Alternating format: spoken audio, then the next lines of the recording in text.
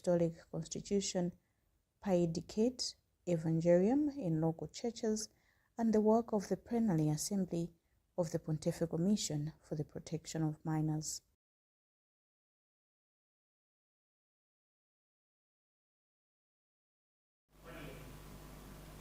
The government has expressed commitment towards the reconstruction of the civil service, calling it key to improving the welfare of Malawians.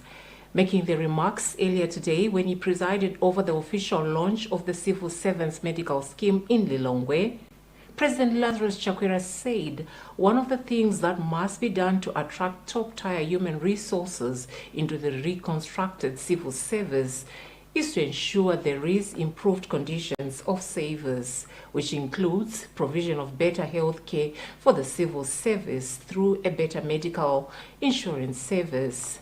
And that is why they are allocating resources for the completion of the Capitol Hill Clinic. Our Tandiwe Mzumara gives us more detail. In his remarks, President Chakwera said the provision of local and international training under the Government Scholarship Fund, revision of salaries and introduction of special allowances including transport allowance are some of the measures government is taking to make things better for the civil servants. According to Chakwera, to make sure that the civil service is well motivated to contribute better to the development of the country, his office will soon announce the Civil Servants Appreciation Day. After we reconstruct the structure of the civil service itself, recruit top-notch technocrats to strategic positions within it, revamp its operations by having a truly meritorious system, and reform its terms of reference and performance review system so that no non-performing individuals can continue to hide in its ranks. Meanwhile, Mazim Chief Executive Officer Ule Mugatunga has expressed optimism that civil servants will be enabled to access healthcare services that they may not be able to afford on their own. You heard from His Excellency talking about the issue of Malawi Agenda 2063, and we trust that this is going to be achieved by healthy civil service and indeed a healthy nation. Whilst commending government on the launch of the scheme, Chairperson for the Parliamentary Committee on Health, Dr. Matthew Zingwale, has expressed dissatisfaction with the idea of the scheme being voluntary, saying they will push government to ensure that it is mandatory. As a starting point for health insurance in this country, all civil servants should have been and should be on medical scheme. And therefore, as far as we are concerned, the battle is not yet over. As a committee of Parliament, we will continue to press government to make sure that all civil servants should be on medical scheme, not as a voluntary means, but as mandatory means. Yeah. So far, the Civil Service Medical Scheme has 26,000 members who have joined. The scheme allows the civil servants to pay only 10%, with the government covering 90% of the premium. It also covers funeral expenses for all of its beneficiaries. For Luntha News, this is Tandiwe Mzumara.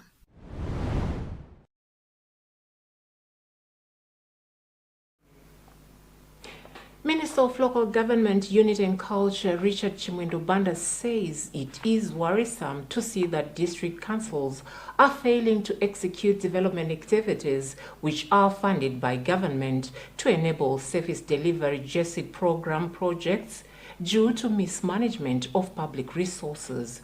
Chimwendo-Banda says such malpractices cripple development of communities. Hence, his urging of council officials to handle the resources accordingly.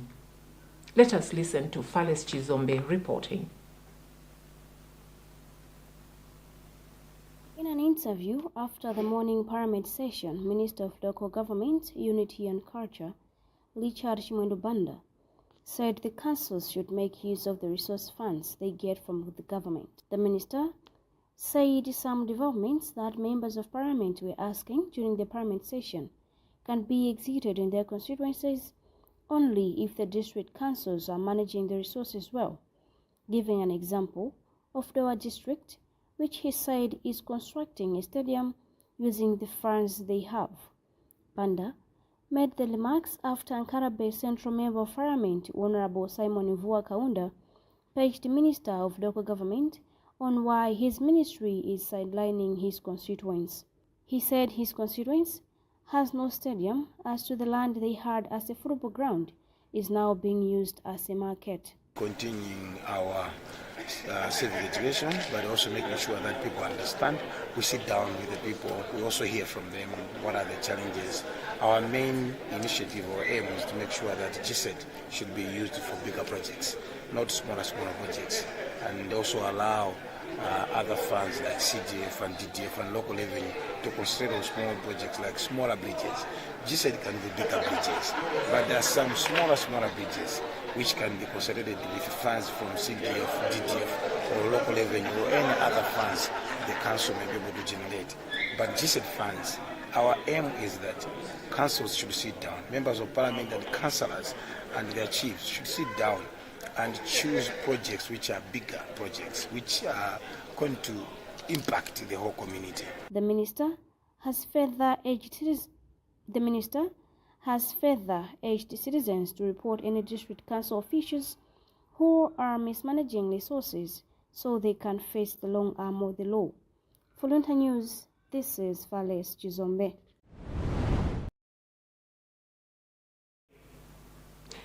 Members of Parliament have today passed the Persons with Disabilities Bill of 2023. The bill seeks to repeal the Handicapped Persons Act and replace them with a new piece of legislation that will regulate all matters relating to persons with disabilities in Malawi. Our Bernard Mwanza was at the August House. The Handicapped Persons Act, which was enacted in 1972, among other things, provides for the establishment of the Malawi Council for the Handicapped Makoha, the voluntary registration of persons with disabilities, the registration, direction, control and regulation of associations whose objects include the welfare of the handicapped. On the other hand, the Disability Act, which was enacted in 2012, adopts a human rights-based approach to disability affairs by treating disability as a human rights issue. In his contribution during the debate, Member of Parliament for Nkota North East Overstone Kondowe said government has showed its commitment in protecting and safeguarding rights of persons with disabilities in the country by bringing in the bill, which he described as a game changer. Now, the coming of this law to the floor of this National Assembly gives a lot of hope to us, as many issues to do with the welfare of persons with disability in the country will be sanitized to make sure that them equally enjoy all the rights that are enshrined in our Constitution. Commenting after the passing of the bill, Federation of Disability Organizations in Malawi, FEDOMA Executive Director Simon Munde said this is a good development, hoping for the promotion of welfare of persons with disabilities in the country. The Handicapped Persons Act has been in the statute books, but you see that it's quite an archaic piece of legislation, and what we expect is that now we're going to have an institution that actually is in line with the rights-based approaches to disability, and this is a move in the right direction. Minister of Gender, Community Development and Social Welfare, Jean Sendeza, says the harmonization of the two pieces of legislation will improve service delivery as regards to the issues that concern persons with disabilities. You know, people with disabilities have got a lot of challenges, physically, and even issues to access even medical services. So this bill will help in those areas. Following the passing and subsequent to the assenting to the bill by the President, the Malawi Council for Disability Affairs, MACODA, will then replace Malawi Council for the Handicapped, MAKOHA, which will promote and coordinate all matters relating to persons with disabilities in Malawi. This is Bernard Mwanza for Luntha News.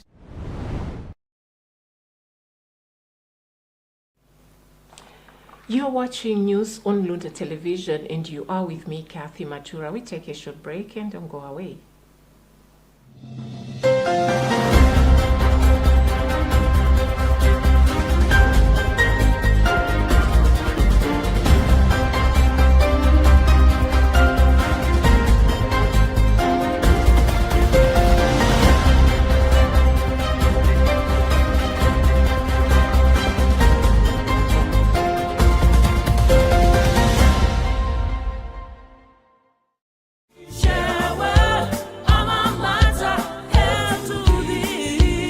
Welcome to Share World University.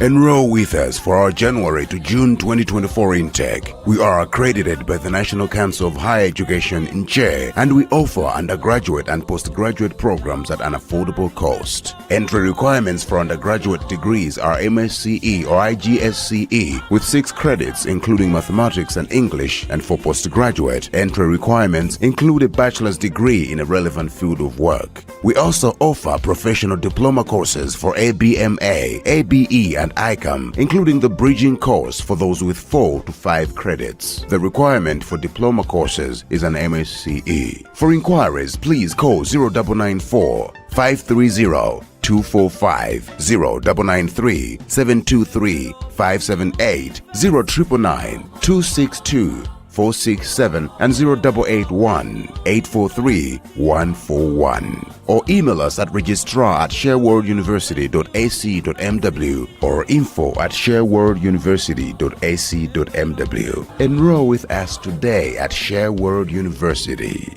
Sharing with others, culturally correct.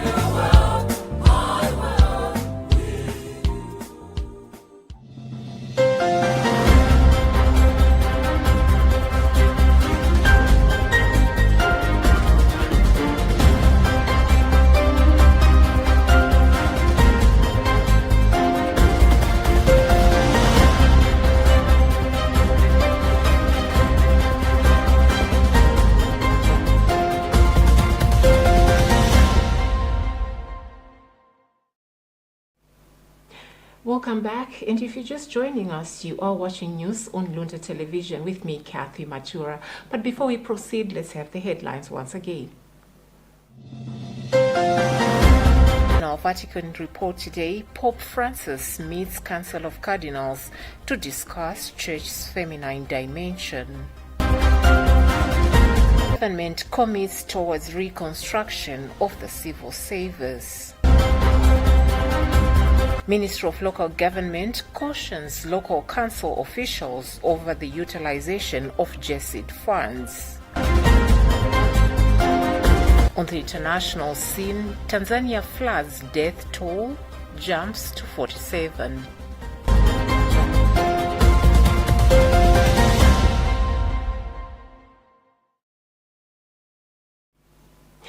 Renowned tax researcher Dr. Donosius Patera says there is need to review and form taxation systems that will help the country in identifying and rectifying taxation problems. Dr. Patera made the sentiments during a training program on international taxation and the UN Convention, where he highlighted the importance of having a vibrant tax collection system for economic stability.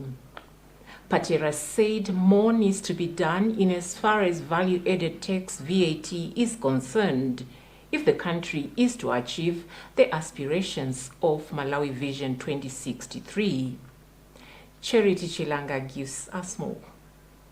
Dr. Patera says Malawi has a huge competitive advantage in terms of minerals and food products such as vegetables, and if she is to realize the provisions of the Malawi 2063, she needs to unveil herself and explore in these areas. He said VAT is suffering a lot in the country, hence the need for concerted efforts in supporting the tax authority, doing intensive public awareness and education on tax correction, monitoring and evaluating tax system, among other things. Consumes, and everyone now is buying products from the market. Because of that, we were supposed to be doing well in terms of VAT. But this is the responsibility for every Malawian to ensure that the VAT is doing well, because it could be our ineffectiveness. Maybe we need more public awareness, as I said, so people should understand the role that it can play, so that we ensure that the VAT is doing well. Concurring with Dr. Patera, Pom Majamada, Norwegian Church Aid and Dan Church Aid and CDC Director of Programs, say the tax reforms are very critical in the development of any nation, citing how poor countries do not benefit from profits that foreign investors make. He said the United Nations UN is trying to advocate for regulation of the same so that it becomes international, thereby stressing the need for Malawi to join the convention. We also want all those agreements that are made by government to be exposed, everybody to know what it's a win-win situation. How do we benefit from all these deals that government actually made? It's actually important that the poor masses, the poor Malawian also benefits actually from the resources that are generated from the country. Meanwhile, Major and Vice Chairperson Reverend Innocent Chikova says the training is important as it aims at advocating for tax solutions that will benefit the nation. Advocating for tax solutions that will benefit the nations, more especially the developing nations. Our tax systems benefiting us a lot. So we are trying to be tax literacy so that we can present our agenda in a manner that is understandable. The 3 days training has brought together different stakeholders such as the Malawi Revenue Authority, civil society organizations, CSOs, among others. Charity Chilanga, Luntha Television, Lilongwe.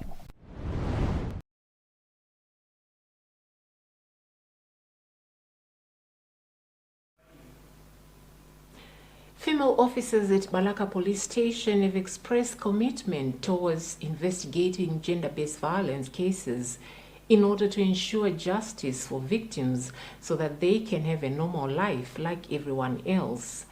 The sentiments were made by the chairperson of Women Network in the district, who say they have joined the whole world in the battle for zero tolerance against GBV cases, which include sexual offences. Rashida Matandika reports from the Southern Region District of Balaka.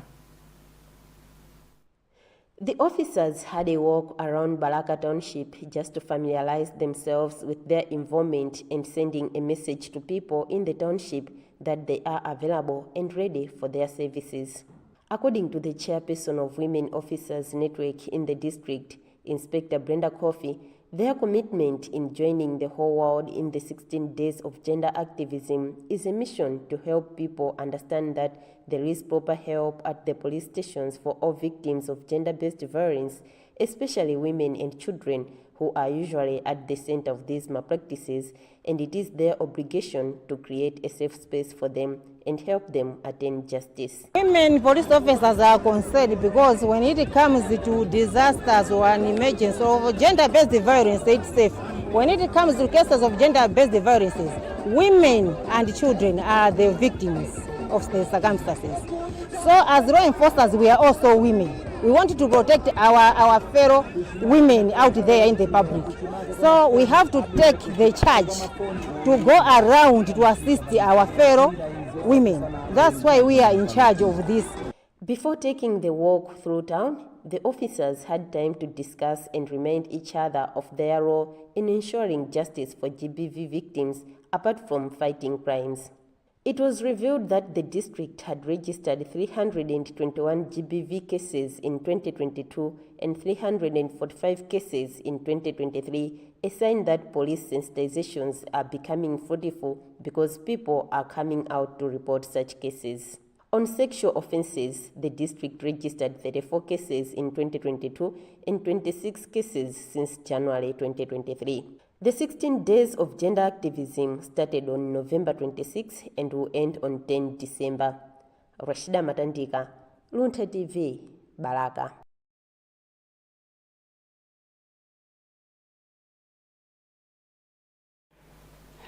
A serious public backlash has emerged on the Minister of Education's decision to approve fees hike of up to 1 million kwacha at Kamuzu College of Health Sciences.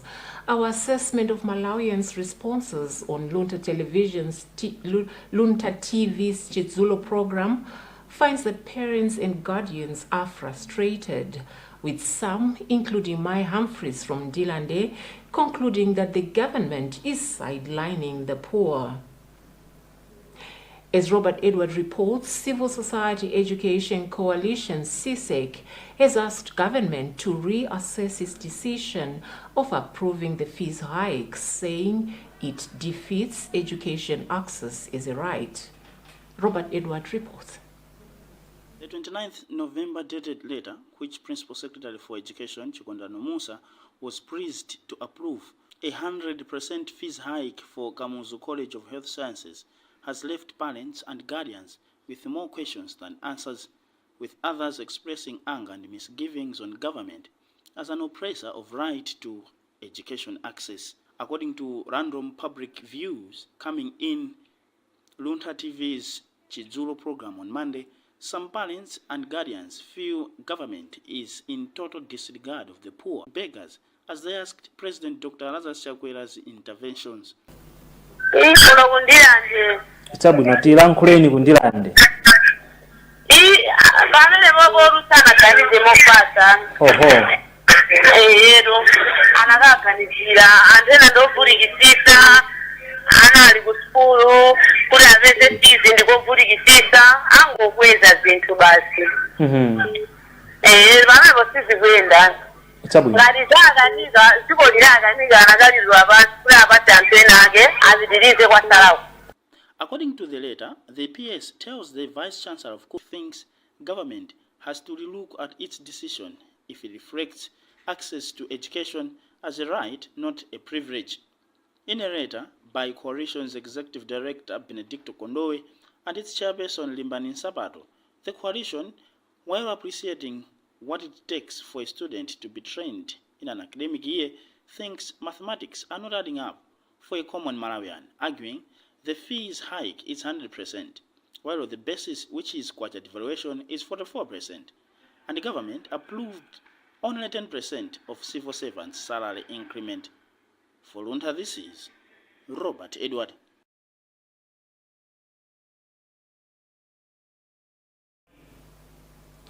Men in the area of Group Village Headman Malambo, traditional authority Chiloko in Chisi district, have heeded calls to take part in SCORE Early Childhood Development ECD positively, recording a tremendous increase within a year. This was revealed on Monday when officials from the Association of Women Religious Institutes of Malawi AURIM and Catholic Relief Services CRS visited the area to distribute project materials, among others. From Chisi, Herbert Katanda filed this report. In an interview, Nchisi District SCORE ECD Field Officer Sister Mary Chinchere said there has been an enormous increase of male participants in the SCORE ECD groups that have been formulated under the project. She said each group has over a dozen of men, unlike in the past when it was deemed as a women-driven initiative. Since the inception of SCORE ECD project, men were hardly understanding the aim of the project, but due to home visits, are now involved in helping their wives in different areas.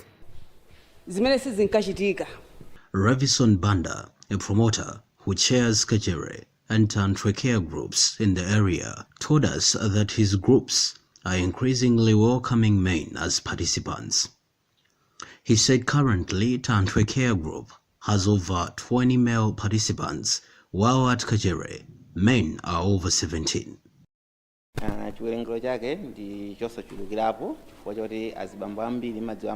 Men are now on board and are aware of their responsibilities. We are now over 20 men and we hope for more men's participation. AURIM, with technical support from CRIs and funding from Conrad and Hilton Foundation, is implementing the SCORE ECD project, targeting 7 Catholic sister congregations. These include Nsanje, Chikwawa, Zomba, Ncheu, Dedza, Nchisi, and Katabe. In Nchisi, the project, which rolled out in January last year, is being implemented by the Theresian sisters. For Luntha News in Chisi, I'm Herbert Katanda.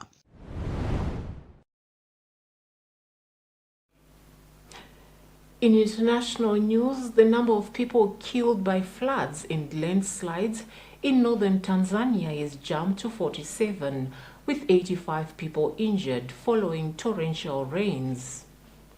Severe flooding caused by a combination of El Nino and Indian Ocean dipole weather phenomena has also killed hundreds of people in Kenya and Somalia and forced hundreds of thousands from their homes since seasonal rains began in October. Emmanuel Chiwocha reading a BBC report. Search and rescue operations are underway in the Manyara region, as authorities fear some bodies might be trapped in the mud. Manyara Region Commissioner says last night they rescued 85 injured persons who are receiving treatment and others have been discharged, while the death toll has increased to 47. She further elaborated that around 100 houses in the village of Kateshi, Hanangi district, were swallowed by landslides. President Samia Suluhu said in a video message posted by the Minister of Health that the government of Tanzania is very shocked by the event. Climate change is causing more intense and more frequent extreme weather events in most countries across Africa.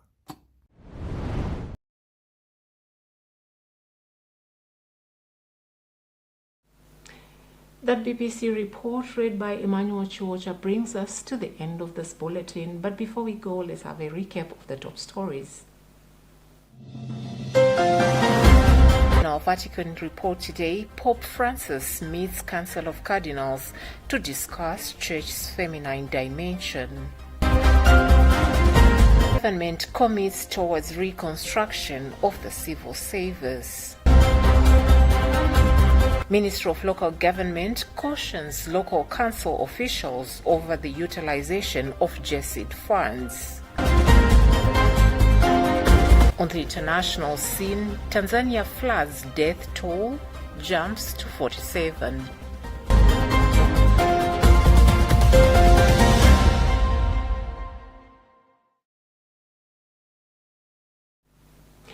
You were with me, Kathy Matura. Thank you for choosing Luntha Television. Take care of your loved ones and a goodbye for now.